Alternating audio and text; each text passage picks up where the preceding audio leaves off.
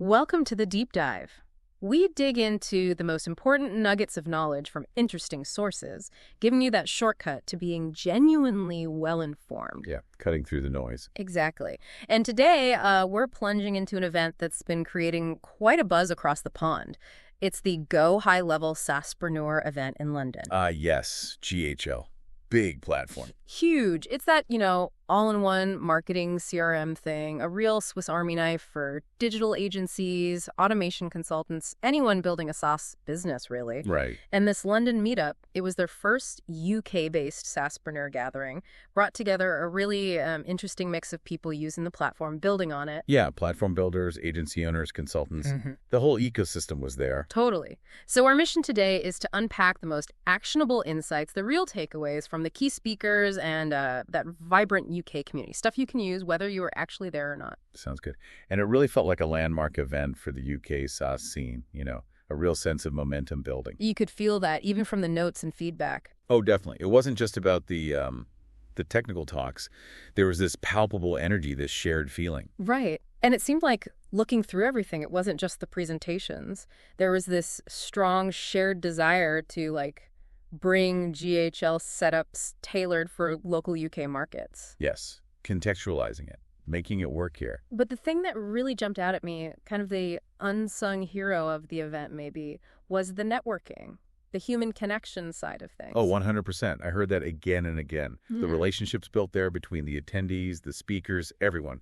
That was a massive takeaway for a lot of people. It's kind of ironic, isn't it, in a tech conference about automation and AI? Exactly. It just reinforces that even now, with all this sophisticated tech, that human connection, that community aspect, it's still absolutely vital for growth, for support, just for sanity sometimes. Yeah, sharing the struggles, the wins. You could feel it. People wanted to connect, share ideas, shake hands. Algorithms are great, but they don't replace that. Okay, well, speaking of building things, this is where it gets really interesting because you had all these different speakers, right? Different niches, different angles. Yeah, a diverse lineup. But a really clear, unifying message seemed to emerge from quite a few of them. It was almost like a drumbeat throughout the event. Which was? Systems.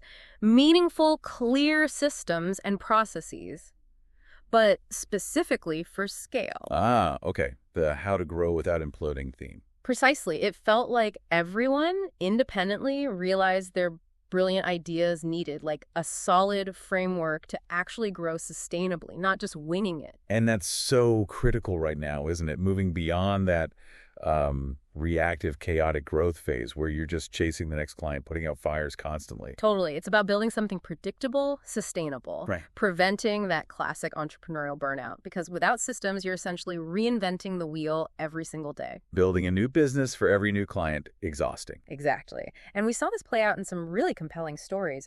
Lisa Catto, for example. Right, she had a powerful story. Yeah, really honest about burning out, trying to serve, I think it was 25 clients, meeting them all the time, deep dives into their unique problems. Her head was just spinning. A familiar feeling for many agency owners, I'm sure. Probably.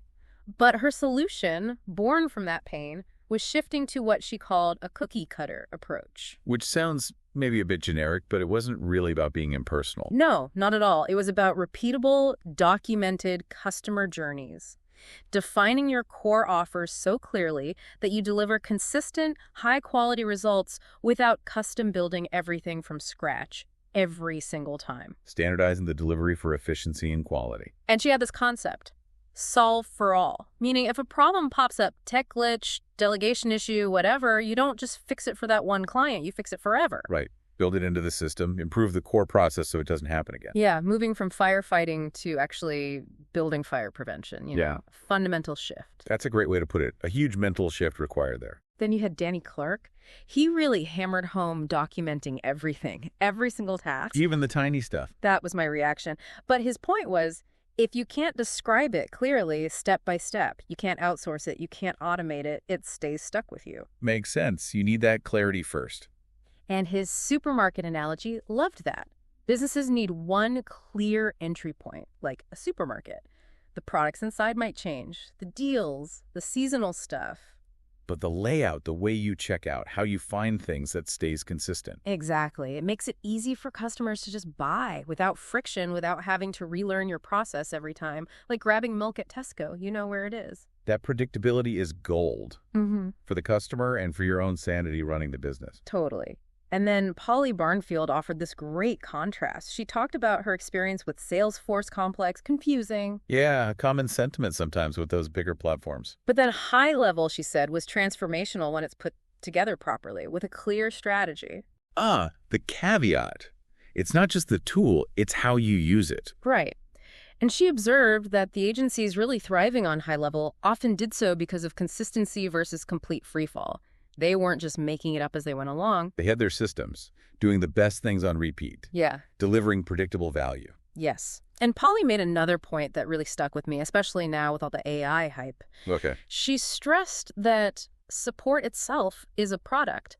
And while AI, yeah, it can make your business smarter, automate tons of tasks. It frees up humans. Exactly. It frees up your team to make those crucial human connections. Imagine your team spending, say, 80% of their time on meaningful client interactions, strategy calls, relationship building. Instead of resetting passwords or answering the same basic questions over and over. Precisely. AI handles the routine, humans handle the relationship. That's a potential game changer for client retention and value. People still buy from people. That human touch, especially for complex or high-ticket services, is often the differentiator. AI enhances, it doesn't totally replace. Spot on. Okay, let's zoom in on one of the keynotes. Ryan Deiss from Digital Marketer. He really challenged conventional thinking about marketing, didn't he? Especially lead gen. Oh, yeah. His talk on the levels of awareness was a real masterclass, basically understanding where your prospect is mentally. Go on.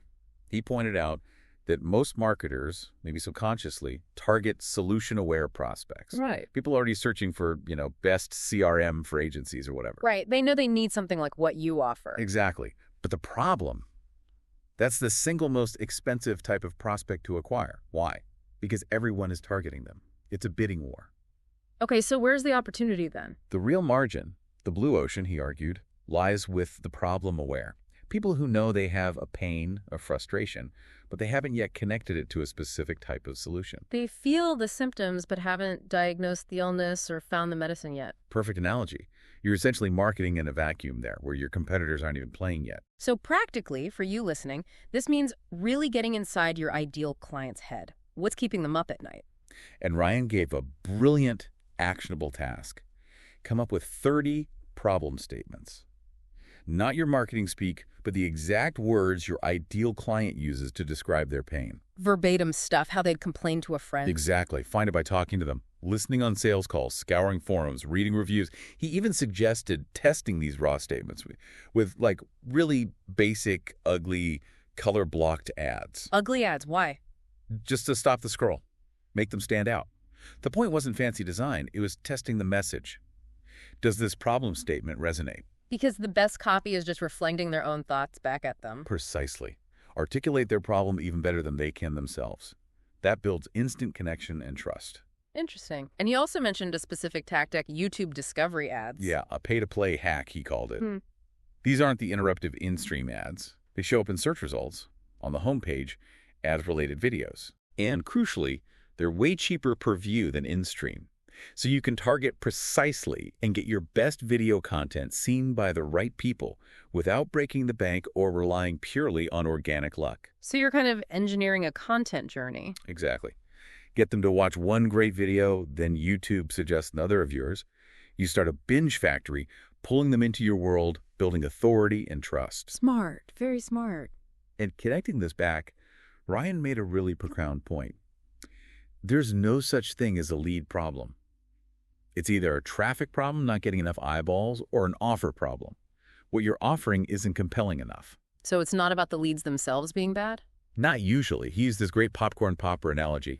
You pour kernels in, but only a few pop right away, right? Yep. Maybe 3–6%. Yeah, the rest need more time, more heat. Exactly. So don't try to force every lead to convert now. Identify the ready now few. The popped kernels, give them a clear offer. And nurture the rest patiently. Don't burn out your list trying to sell to everyone all the time. That makes so much sense. Patience and segmentation. And he took it further. Find your 10x prospect. Those clients potentially worth 10 times the average. How? How? Just add one single qualifying question to your opt-in forms. Something simple that helps you identify who might be ready for your premium offer right from the start. So you can segment them immediately. Smart. And then use what he called hand-raising messages. Simply ask your list, are you experiencing this specific triggering event? Or are you interested in solving this specific problem right now? Not a hard sell, just an invitation to identify themselves. Exactly. It lets interested people raise their hand, often just by replying. This allows for super targeted sales campaigns without annoying the rest of your list. Sell every day, but only to those who are ready. Very elegant. Okay, shifting gears slightly, another speaker who made waves was Killen. Very direct style. Oh, yeah. Provocative. His message is basically, stop the feature puke. Huh. Okay, explain feature puke. It's that common trap, especially when selling higher-priced services, of just listing endless features, capabilities, technical specs. Thinking more features justifies a higher price. Believing complexity equals value. Right. But Killen argued this often just leads to more work for you, over-delivery, confusing the client, and ultimately, less profit. His mantra, sell money. Sell money, meaning? Focus relentlessly on the tangible financial outcome for the client, the ROI. The bottom line impact. If your service doesn't clearly help them make more money or save money, why should they care? Cut through the fluff, get to the result. Precisely. He talked about understanding their token, that one key number on their dashboard that tells them if their business is winning or losing. The critical metric. Yeah, like for a podcaster, it might be sponsorship revenue or download numbers.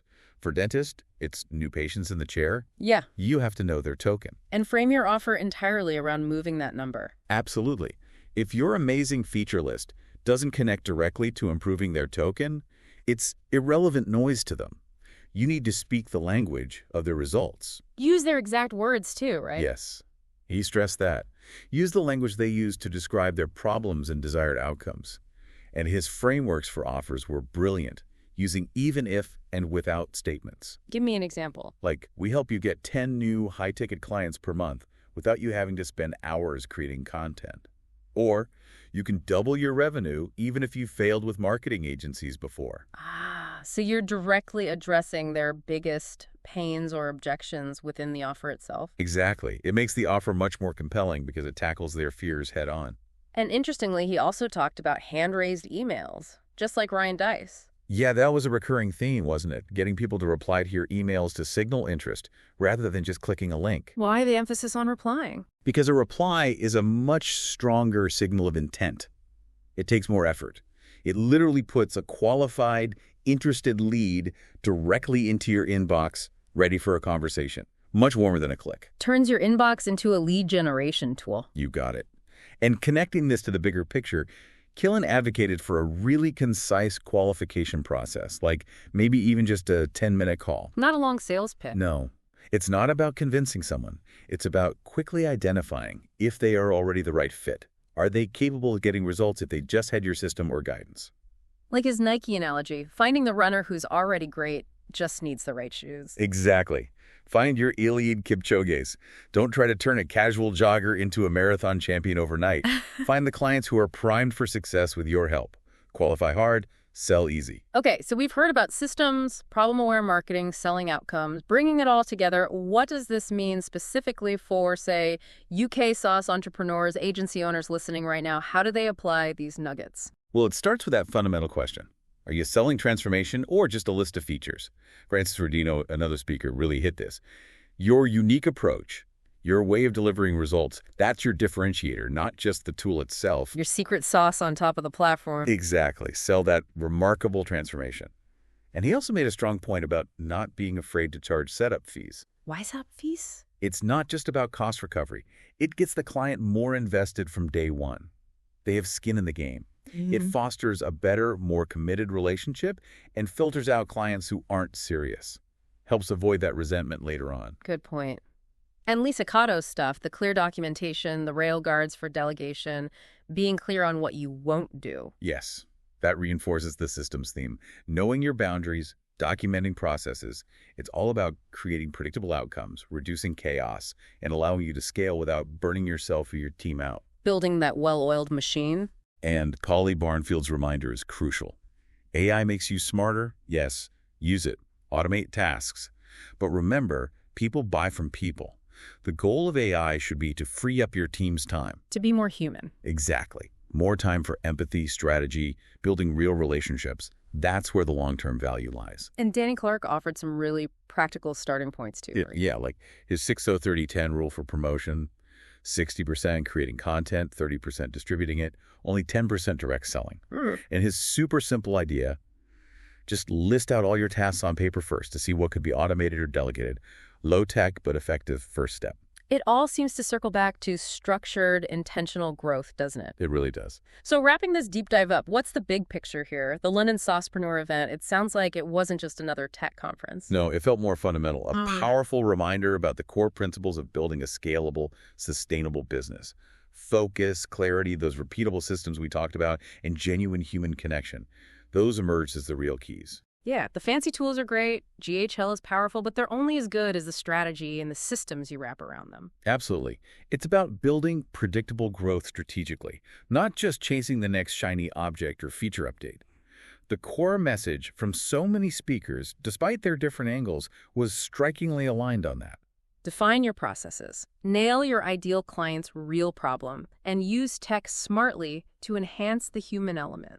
Couldn't have said it better myself. And remember that point from Polly Barnfield, AI makes you smarter, but it's the human connection that seals the deal and builds loyalty. Critically important. So here's a final thought for you to chew on after this. A provocative one, maybe. What's one unspoken problem, that deep down frustration your ideal client has, that maybe even they can't quite articulate clearly, but you could? Getting really specific. Yeah. And how could you use that insight, articulating that unspoken problem better than anyone else, to build an unshakable system around solving it? A system that actually frees you up to truly connect with them on a human level, not just transact. That's a powerful question to consider. Articulate the unspoken, systematize the solution, humanize the interaction. Exactly. Something to mull over. That's our deep dive for today.